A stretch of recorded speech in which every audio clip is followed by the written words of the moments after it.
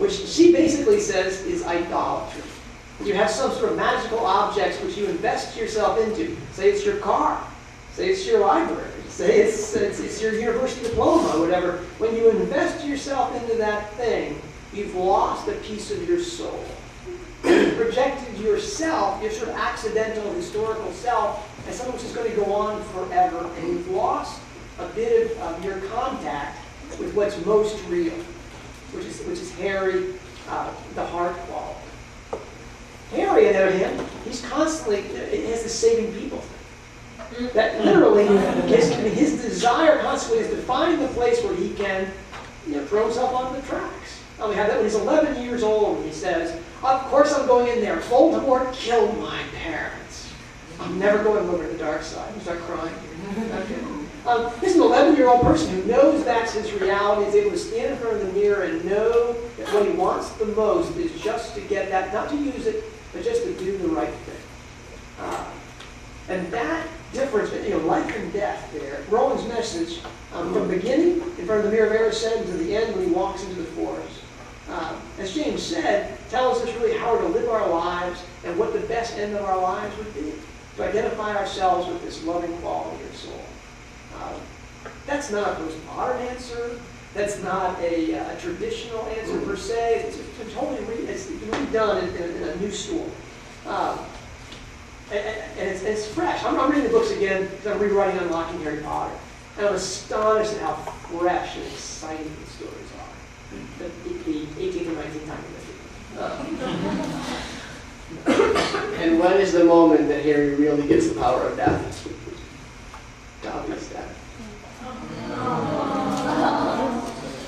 I like to tell the story of how I was once listening to Dobby's Death, the audiobooks, while I was raking leaves. And I'm standing in my yard just bawling. Harry, earlier in that book, is much like probably many of us when we've lost somebody, staring at the grave and saying, there's nothing beyond this. I'd rather just be there with them, like Harry says when he walks away. And after that, he goes and out comes the snake out of Matilda Bagshot's head, which is the freakiest thing ever. And his wand gets broken, and this whole series of events happens, which ends up culminating in Dobby's death. And it's in that moment where Harry makes the choice that I think a lot of us wouldn't have made. He would have said, screw Dumbledore. And in that moment, he begins believing Dumbledore, seeing the path ahead of him without really any empirical evidence to go on. What he's seeing now is how a sacrificial death could work. And so no longer is he going to pursue being master of death. That's his idea. I can become master of death. Hallows versus Horcruxes, and Hallows will win. And it's in that moment when he watches the power of a sacrificial death that he can then transcend his fears and even his hatred of Dumbledore in that moment and end up in the end forgiving him because he's seen what that does and he's willing to embrace it himself. How many of you cried when Dobby died? Pretty good. Pretty good. Okay, if you didn't cry when Dobby died, there's something wrong with you, you get help. Get counseling. There are crack dealers in Philadelphia. Everyone human should cry. Seriously, Harry dies to himself. Harry digs his own grave, right? He literally digs his own grave. It's for Dobby, but it's Harry's grave. And we find out later that it's Easter morning that he does this, because that's when Ginny is home. Ginny's home from vacation. So on Easter morning, Harry dies to himself and takes a person who has died sacrificially for him into the grave. And at that point, he embraces Dumbledore. He thinks about Dumbledore throughout his time. He doesn't think about Dobby while he's in Dobby's grave. He thinks about Dumbledore. And he decides to do an obedience and to choose that path, which is not his will. He basically dies to himself. And he rises from his grave. That he's a transformed person. The dawn opens up again. Such a transitional scene in ways great and small. He comes up from the grave, goes inside, he washes, he announces that he wants to talk to Griphook first, which means to put in motion the series of events that will mean, again, Horcruxes over Hallows. At that point, that's really that's the end of the book.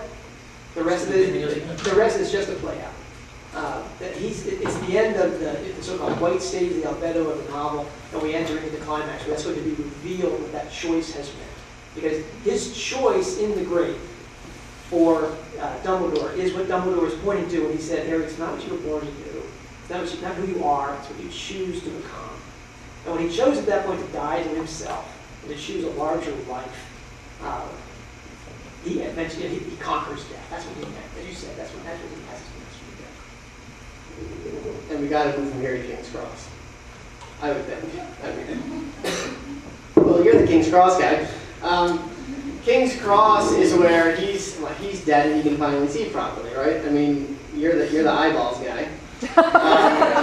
There's this moment, you know, as he's fading away, right? And I'll turn this over to John in just a moment to do his eyeballs thing. It's where he stares at you, everybody. It's not a mad eye type. But there's this moment at the end where the sequence is fading away, and Harry's decided to go back down to Earth or from wherever he's been and face Voldemort again. And he's got one last question. Is this happening in my head or is this real? And Dumbledore's response is basically both. It is happening in your head, but why would that mean it's not real? And J.K. Rowling says, I waited 17 years to write that line.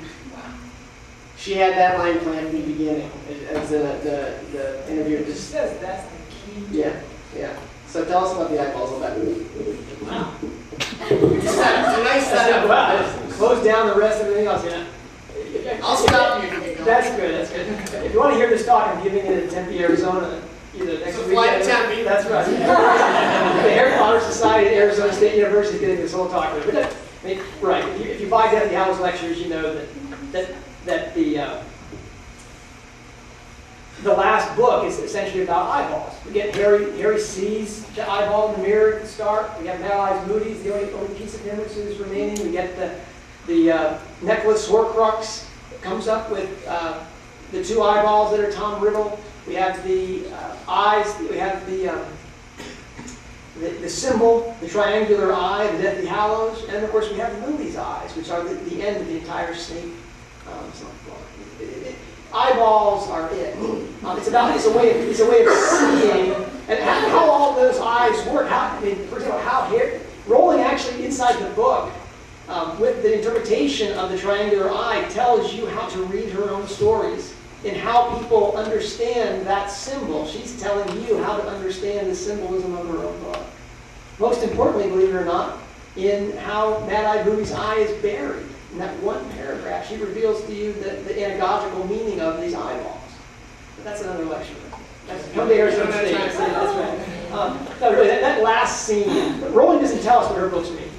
Right? She's not that way. She's in the English tradition. And like George MacDonald, she says, if my dog won't bark, I won't bark for him. She's not going to tell you what her stories mean. But she will give you lines of sight. And when she said in that Spanish interview that she waited 17 years to write that line. This is the key to understanding the whole book. She's saying to you, if you understand when Harry says, is this real or is this just happening in my head? And Dumbledore's response, which is, of course it's happening in your head, but why would you think that's not real? She's saying that what you have in your head is what is most real, not in a relativistic sense, like this is your only reality or whatever, but that what quality you have in your heart and your mind is, do you see as Lewis's language, is continuous with the fabric of reality.